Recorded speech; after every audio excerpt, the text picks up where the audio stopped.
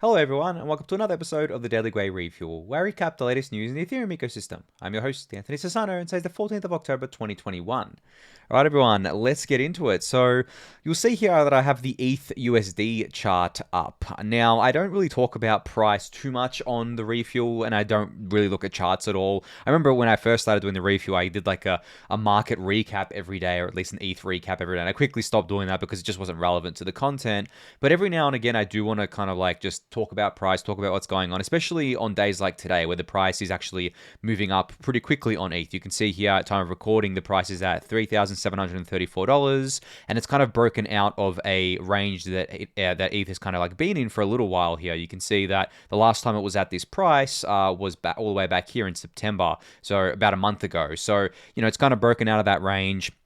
It seems to want to keep going up, right? Like, I don't know what the price is going to be when this video gets published or when you watch it or whatever. But still, it's positive movements here. Now, obviously, I think we're going back to all-time highs and beyond right now. I don't think the bull market is over, far from it. And I remember saying that, all throughout, I guess, like the refuel over the last few months, especially when we had that big crash, I said that I think I remember saying that it was surprising how far we had come down and how quick we came down. But I remember saying that I don't think the bull market was kind of like over. I just don't think that people are leaving the industry like they used to. I think there's just too much going on across like every sector, DeFi, NFTs, layer twos, whatever, like all the stuff I talk about on the refuel all the time. So from that perspective, I've never turned bearish. I mean, it's pretty much impossible for me to turn bearish, to be honest. I was still like really, really bullish all the way down to $80 during 2018, and still all bullish during 2019. So maybe my kind of like opinion on that is not the best, but just generally, I think that there's just so much to look forward to within Ethereum that is actually going to have a tangible effect on the price because.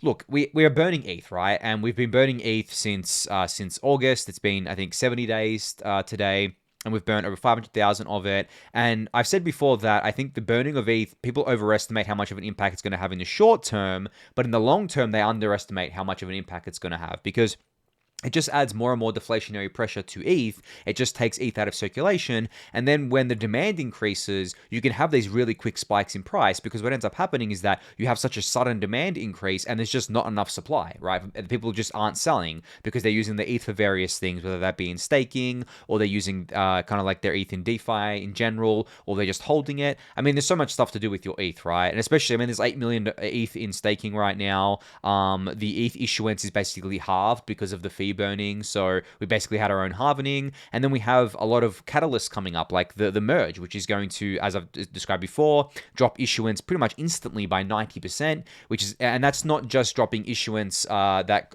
kind of like doesn't get sold. Most of that gets sold because it goes to miners, right? Miners have costs to cover and things like that. So I mean, I've explained all this before, but ETH is in a really, really amazing position right now, I think. We've got like the layer 2 catalyst coming, which is an amazing narrative for ETH because, I mean, one, you can't really buy anything else to get exposure to the layer 2 ecosystem. There's only a couple of other tokens out there that will give you exposure. I've gone through them before. Obviously, Matic will give you exposure to kind of like what they're working on, but Optimism, Arbitrum, Starkware, ZK Sync, they don't have tokens yet. And, ZK Sync did say they're going to do a token, but they didn't give any dates or anything like that. So maybe we don't see these protocols doing tokens till early next year, Q1 or Q2.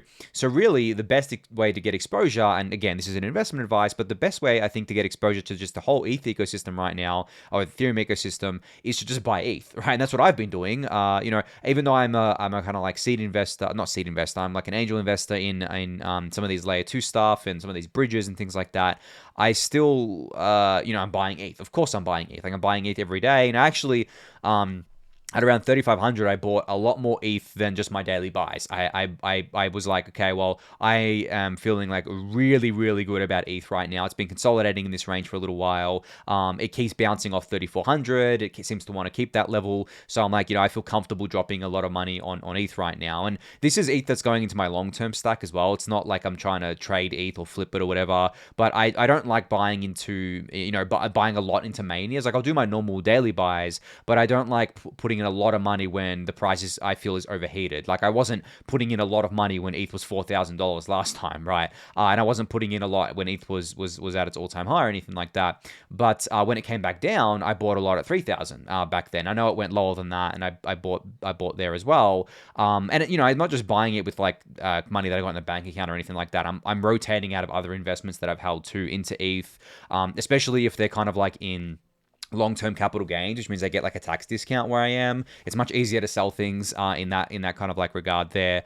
But yeah, I mean, I just feel like ETH is not only the best way to get exposure to, I guess, the layer 2 ecosystem, but just to everything. Like think about the amount of tokens there are right now that will give you exposure to different things. And I'm not saying that I'm bearish on like every token, but you know, look at DeFi, for example. To pick the right DeFi token that outperforms ETH over the long run is actually very, very hard to do. There's so many tokens, and there's so many projects, there's so many changing narratives. I mean, right now we have like this DeFi 2.0 narrative that's taken hold, and you know, if if you buy right now, you may be buying into like the kind of like local top of this DeFi 2.0 run, and you may kind of like have it where you underperform ETH sort of thing.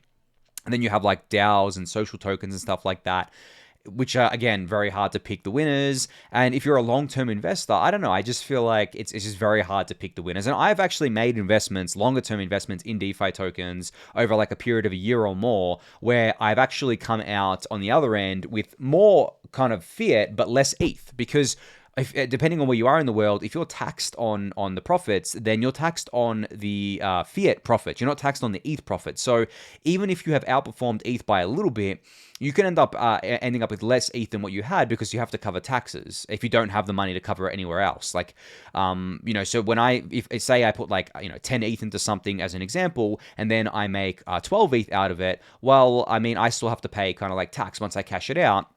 So that 12 ETH could end up being like 9 ETH instead to cover the tax bill. So it gets really murky, especially, I mean, if you're in the US and some parts of Europe and where I'm obviously in Australia, if you're in places that don't have capital gains taxes, I mean, you're laughing, right? And lucky you. But unfortunately, I don't have that luxury. So for me, that's kind of like how I view things. But again, not investment advice, but I mean, you guys know this. I've said this plenty of times on the Refuel, and I talk about this in the Discord a lot, and I'm in the trenches. I'm buying ETH right alongside everyone else. Like, I am not trying to kind of like game the system or just play really speculative with it. I'm happy just stacking ETH. I think, as I've said before, I think long-term ETH is going to $100,000 plus. It's not going to happen overnight, of course.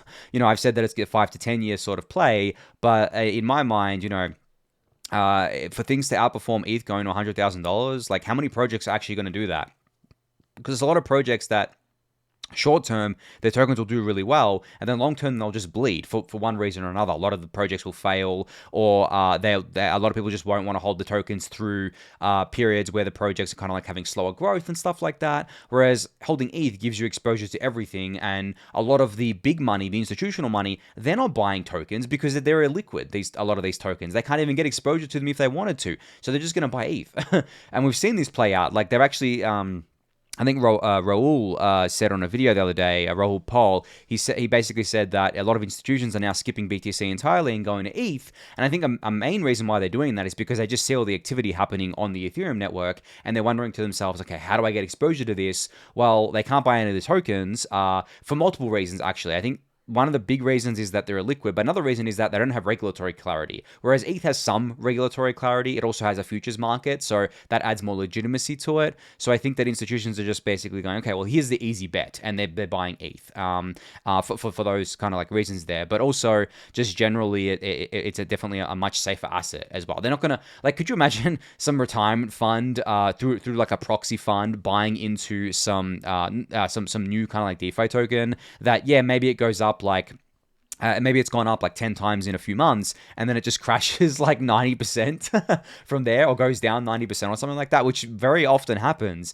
They're not going to do that, right? So they're going to go for the safest assets, and I think they obviously they started with BTC, and I remember saying on the Refuel, I think it was last year, like later last year, that yes, okay, or even when I started doing these videos, yes, okay, like institutions are buying BTC, but the leap to ETH from here is like minuscule, and they're going to be buying a lot of ETH, and they have been. I'm sure that a lot of them have been stacking. Raul Pol does a lot of kind of like talks and education for the traditional finance world. So I'm sure he's been pushing ETH onto all these people as well because he's big on ETH.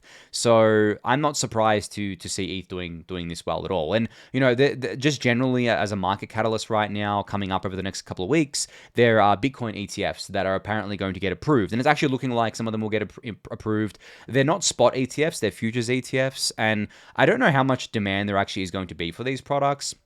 I don't know how much volumes they're going to see, but I think the narrative is very powerful because as far as I know, these ETFs actually won't go live until like January or something like that, or February, but they'll know if they got approved in, over the next couple of weeks. So that should be enough, I guess, to kind of like reach, get the market, get BTC and ETH over all-time highs and keep the market hot for a while. But I think Ethereum has a lot of its own catalysts. It doesn't rely on this sort of stuff. And ETH will get an ETF in the US quickly after BTC does. There's no way it doesn't.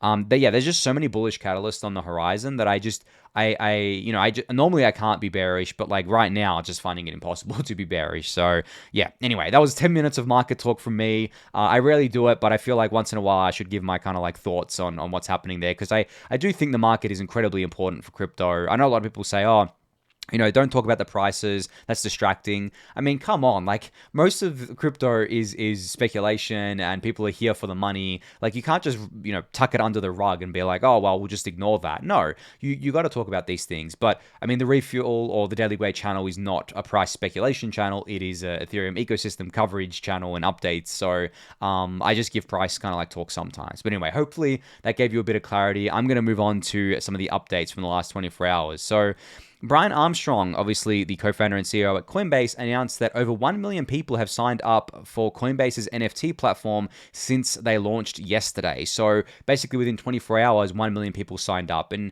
this is pretty crazy, right? I mean, there's probably some people in there signing up with multiple kind of like email addresses so that they can get on the wait list with multiple email addresses and get and use the platform sooner. But let's say let's take the most conservative approach and say that only 500,000 of these signups are actually real people. That's a massive amount of people still. Like, I think OpenSea's unique users on Ethereum, or at least total Ethereum addresses that have interacted with OpenSea, not users, I think is 400,000 or 500,000. And I can tell you right now, there's multiple, there's people using multiple addresses there. I mean, I've used like at least 5 different addresses on OpenSea for various different reasons. So from that perspective, and there's probably a lot of people trying to game a potential airdrop for OpenSea as well. So the fact of the matter is Coinbase has a massive retail user base that have probably been hearing about NFTs but just don't know how to get exposure to it. They are going to be a force to be reckoned with in the NFT space. And I put out a tweet today speculating that maybe OpenSea will do a token to kind of like claw back some market share, but I'm not sure, and I don't know if doing a token actually helps them, because Coinbase is onboarding a very, very different type of person to what OpenSea has probably traditionally seen in terms of like just this real kind of like newbie retail user who doesn't want to jump through any of the hoops. They don't even want to install MetaMask. They don't want to have to worry about gas. They don't have to worry about signing transactions and wrapping their ETH and all that sort of stuff. They just want a really, really simple NFT experience. And I think that's what Coinbase is going to give them. So we'll see what happens here. I'm sure they're going to have many millions of people signing up, and they've got like tens of millions of monthly active users. So those people are probably all going to at least try out the NFT platform at least once. But this is crazy. I mean, this isn't just crazy for Coinbase. This is also crazy for wider crypto. Like, the more people that get involved with NFTs, the crazier it's going to get, because you don't just stop at like NFTs, right? You don't just stop at one part of crypto. If they get exposure to this and they really enjoy it, they want to do more, just more and more people are going to be coming on chain, especially as Coinbase starts integrating some of these layer 2s as native kind of withdrawals. They've already committed to doing the Polygon POS chain. They're going to do Arbitrum and Optimism and Starkware and ZK Sync and stuff like that. They're going to do all of them. So we're going to see such a large influx of users just come from Coinbase, because believe it or not, 90+% of people, I would say, that have used a centralized exchange have definitely not used anything on chain before. And I think it's because it's just friction for them. Like, people that are coming into crypto, especially through Coinbase, are used to like just the one-click stuff. Like, if you're buying or selling things on OpenSea, it is far from a one-click experience. It takes a lot of clicks, especially if you're selling something. You have to like approve the transaction, of sign messages, wrap ETH, and do all this stuff. And people don't want to do that. And buying kind of like NFTs is also cumbersome, because You have to kind of like do it through MetaMask, have gas and all that sort of stuff. And obviously OpenSea on the Polygon POS chain as well. But still, like it's the same. It has cheaper fees, but it's the same kind of experience in terms of like the friction that there is there. So I'm sure as the on-chain ecosystem abstracts away a lot of this friction, we're going to have Coinbase onboarding these people in, and it's just going to grow the ecosystem so much larger. They're not even just going to stop at NFTs. DeFi is going to keep growing. People are going to join DAOs. They're going to do stuff with social tokens. They're going to do stuff with all these sorts of things. It's crazy. I mean, as much as I think that, DeFi is going to disrupt these centralized exchanges and services, they still play a very, very pivotal role in being the front door into crypto. And, Robinhood announced the other day they're going to let people withdraw their crypto to their own wallets. That's another key driver. They're another key catalyst to getting more people on chain. So yeah, I mean, this is crazy, right? It's going to be a really, really great growth going forward, I think.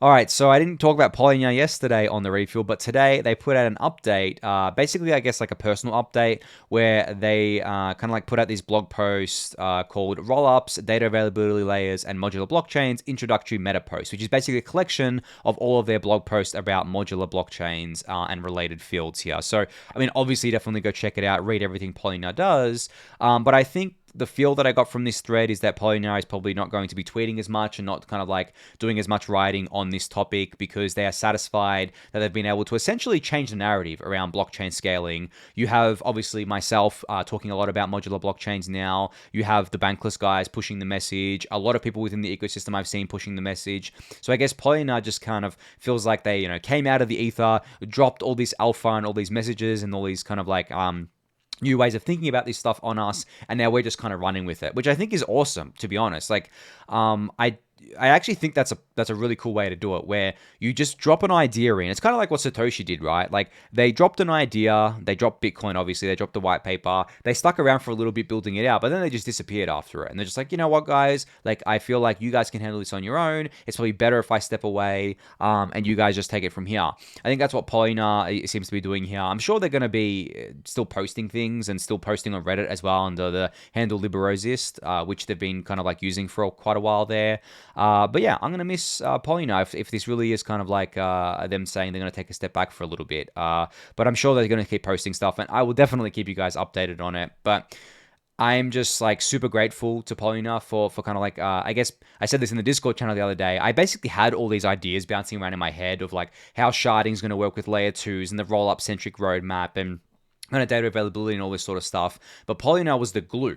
And that was the glue that basically introduced modular blockchains to me and kind of like that way of thinking. So I was able to kind of formulate it all in my head and kind of like start passing on the message to you guys in a really easy to understand and digestible way. So I'm just really thankful for that. As I mentioned before, this is like the first time that I've not the first time, right? But this is the most bullish I've ever been on Ethereum, and Polynya has played a really, really major part in kind of like pulling that all together for me so that I can kind of like continue educating you guys on that. So yeah, a little bit of a sign off there for Polynya. I hope to see them keep publishing things, but we'll take it from here, my dude.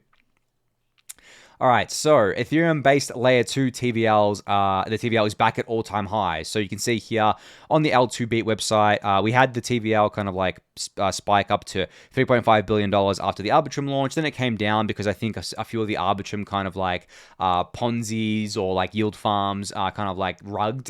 So people are like, oh, well, I'm going to take my money out. But then it's just been trending back up. And it hasn't just been Arbitrum that's been growing. There's been a bunch of others growing as well, including DYDX, of course, and Optimism, and a few other new entrants in there too.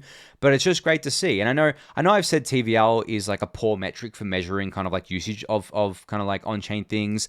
But I think that when it comes to layer 2s, right now at least, it is still a really good way to measure what kind of interest there is from people to kind of like bridge into these layer 2s. Because pretty much all of them don't have, except I guess like DYDX, but I'm talking about like Arbitrum and Optimism, they don't have native token incentives yet, where there's no Arbi token, there's no Opti token or anything like that. They do have projects on there that may be offering token incentives, but still, like I think most of this is just the appetite of people wanting to go somewhere where they're getting cheaper transactions, but also, and cheaper and faster transactions, I should say, but also like a very familiar Ethereum-like experience. So Really, really cool to see the TVL growing.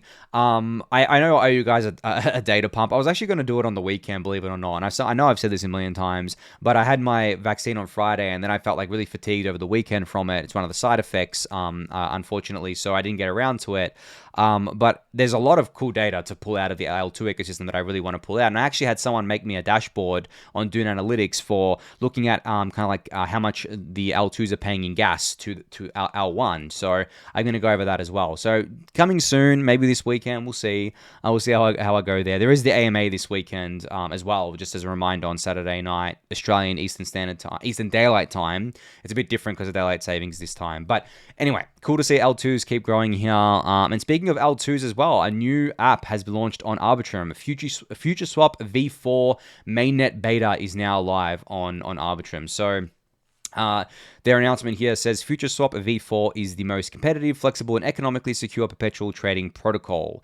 In this update, it's 10 times more liquid for traders, 30 times more capital efficient for liquidity providers. They say it's more economically sound, no need for an insurance fund, more fees to LPs, fully composable, and they have exotic asset support, including NFT. So if you want to kind of like learn about Futureswap, how to get started, how to play around with it, and the link to go play around with it, which is just app.futureswap.com, it's all in this blog post here. But really, really great to see them on Arbitrum. I remember saying that Futureswap was one of the kind of like apps that are just going to be natively launching on an L2, skipping L1 altogether. That's the trend going forward, guys. I don't expect it to reverse at all. I don't expect new projects really to launch on layer 1. Especially as the costs keep coming down on the layer 2s. I mean, Arbitrum announced Nitro the other day. Optimism has their OVM 2.0 going live on testnet today, actually. And in 2 weeks, it'll be live on mainnet and everything, if everything goes well. So super, super exciting times on the L2 front. So definitely go check out Futureswap V4 here. So Matthew Graham from the Index Coop posted, I guess, like a kind of update on the Index Coop's growth because it turned 1 year old back on the 6th of October here. So gross profit improved 111% month on month. So the best, most profitable month to date was, I think, last month for the Index Coop. And liquidity mining expenses are basically non-existent here. So you can see here that in September, the ETH2X Fly product accrued $322,000 in fees on $105 million of TVL. And alpha, there are many flies or flexible leverage indexes in the pipeline. You can see a nice little chart here. Matthew, in this thread, Matthew has like kind of like a comparison of competitors. Where are the competitors? Basically, they're on the bottom left here, not very big. And then you got like DPI and F2X Fly being really, really big. And then what's in the treasury, you can see a lot of index tokens, some USDC, and a bunch of kind of like index products, and then a bunch more information here. So you can check out this thread if you want to kind of like get information on what's going on with the Index Coop. Disclosure, of course, like I hold index tokens, but I mean, they've just been steadily growing. Like amongst all these DeFi 2.0 marketing, psyops, branding, whatever has been going on right now, these projects that came out before and may not be considered DeFi 2.0, which I still think is a really dumb term, but they've been growing. They've been kind of like kicking ass on the product side. They may be moving slower than other projects because they don't have massive liquidity mining programs, but they're building for sustainability. I think liquidity mining has its place, but there are so many projects that kind of like do massive liquidity mining programs and just ruin their long-term sustainability and health. And I'm glad the Index Coop hasn't done that because I wouldn't want to see the Index Coop basically ruin its kind of like health and sustainability here by basically saying, well, we need to grow really fast. Let's do a really, really insane liquidity mining program, attract all these mercenary farmers, and then once they're gone, we're left with basically nothing. No, I never really liked that approach. And I know there's a lot of people right now on Twitter being like, oh, DeFi 2.0 is going to kill DeFi 1.0. But okay, maybe I should go on about these terms for a little bit. And I'm going to answer it on the AMA on Saturday exactly what DeFi 2.0 is. But just to give you a quick breakdown here of exactly what's happening, it's marketing. There's no such thing as DeFi 1.0 versus DeFi 2.0. Yes, there are newer products that do different things to other products, but they're different products. Like it's so weird how these narratives take off. And I know it. I mean, it's actually not too weird when you think about the incentives. It's just to pump bags, really, if I'm being honest. But if you look at something like, there's been a project recently called Abracadabra. The native token is Spell, and everyone's memeing it as like the Maker killer, when in reality it is not really the same product as Maker and DAI. So you have in the Abracadabra system, you have a new stablecoin called MIM. And the reason why the kind of like abracadabra system is earning so much revenue and kind of like offering such a high yield is because it's actually using the collateral that's backing the MIM stablecoin to yield farm. Maker doesn't do that. The assets in Maker are not used to yield farm. They're just sitting there backing the DAI that's available. So already MIM and DAI are completely different products. You can argue whether Abracadabra's approach is better than Maker's approach to a collateral-backed stablecoin and all that sort of stuff, but I just think comparing the two just really is disingenuous, and trying to meme it as like DeFi 2.0 versus DeFi 1.0 and like boomer DeFi versus like new age DeFi. I just think it's unproductive. I think that actually on the regulatory front, there's a reason why these kind of like older protocols move slower and also don't do these like ridiculous Ponzi-nomic liquidity mining programs, is because they are big targets for regulators. Look at like Maker, Uniswap, Compound. They're all US-based kind of like companies, US-based teams. And at the end of the day, they're acting as a regulatory shield to enable these kind of like quote unquote DeFi 2.0 protocols to basically do whatever they want and to play cowboy with the law. Now, of course, I've said before how I think most financial regulations are crap and I don't like them, but at the same time, it doesn't matter what I think. If it's the law and you can be prosecuted for it, then you will. But a lot of the smaller ones aren't going to be targeted, or smaller DeFi projects aren't going to be targeted because the regulators are busy targeting the big ones. So the big ones are just acting as a shield. So I think really there should be some mutual respect between the two. There shouldn't be the kind of like this fighting between them, but it's fine. Competition breeds innovation. Competition's good for end users. But I hope people know the risks of playing with these newer protocols, because at the end of the day, the risks are actually pretty high for these newer protocols, especially ones that kind of like play with the collateral or do something called PCV, protocol controlled value. The risk is higher because the value can move around and the collateral can move around. So depending on where you are in the ecosystem, whether you're holding the asset that's backed by that collateral, or whether it's your collateral that's actually being used here, you just got to be aware of the risks. And of course, on top of all of that, you have smart contract risks and everything too to consider. So yeah, a little bit of a rant there, but as I said, on the AMA tomorrow, I'm going to go over exactly what DeFi 2.0 is, kind of why people are calling it that, why they think it's kind of like the future and all these sorts of things, and differences between the different products. But yeah, I'm running out of time here, so I'm going to move quickly through the rest of the updates. So litocoen from Hot Protocol is teasing that ETH support on Arbitrum's coming very soon. Now, this has been delayed, I think, a few times at this point, but it's coming. So you'll be able to bridge into and out of Arbitrum with ETH using Hot Protocol very, very soon, which is really cool to see.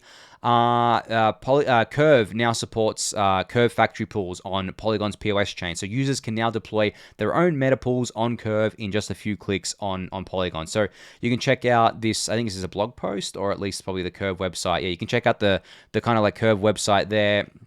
For kind of how to set it up, pool type, create your factory pool with a token address and everything like that as well. Moving on to Slingshot. So Slingshot has released a web3 trollbox, which is now live on their website. So for those of you who have used some of these centralized exchanges from back in the day, like BTCE, Polynya, I think Cryptsy, they used to have something called a trollbox, which is basically just like an open chat message box on the site where people could just basically shitpost. And a lot of the time it was just people pumping and dumping coins. It was like an completely unfiltered Twitter, real time. It was actually quite fun to be. And I remember getting banned from the BTC trollbox back in the day. I think in like 2013, I got banned for like 100 days or something, and I was really mad because I was like, I love being in the trollbox, just shitposting. So now you can do it on the Slingshot website here. So definitely go check that out.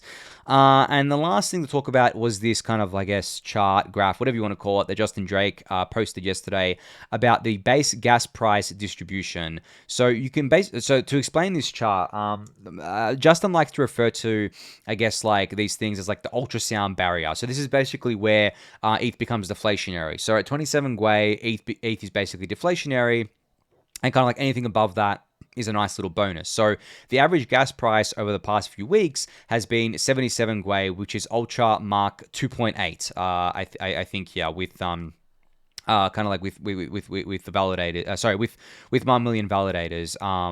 If I'm understanding this correctly, but I actually really like how shows, I guess, like a nice distribution of the gas prices over time as well, and kind of like what the average gas price has been. As you guys know, I think I've explained this a few times too. The gas prices on layer 1 are probably not going to go down, in any material way, and it's just going to be layer 2s using them. So there's no need to worry about this as kind of like an end user. Once we have like the L2s running up and running and everything. So I think it's really great to see that there's just such like a cool distribution here, and I expect this to smooth out even more. Like once we have layer 2s as the dominant kind of like gas guzzler of layer 1, the distribution of like gas prices it's going to be so smooth. The efficiency of blocks is going to be amazing. We're going to be able to squeeze so much juice out of Ethereum's blocks, and it's going to be much better than the kind of chaos that we have today. So I'm really looking forward to that. But anyway, I think that is going to be it for today. So thank you everyone for listening and watching. Be sure to subscribe to the channel if you haven't yet. Give that video a thumbs up, subscribe to the newsletter, join the Discord channel, and I'll catch you all tomorrow. Thanks everyone.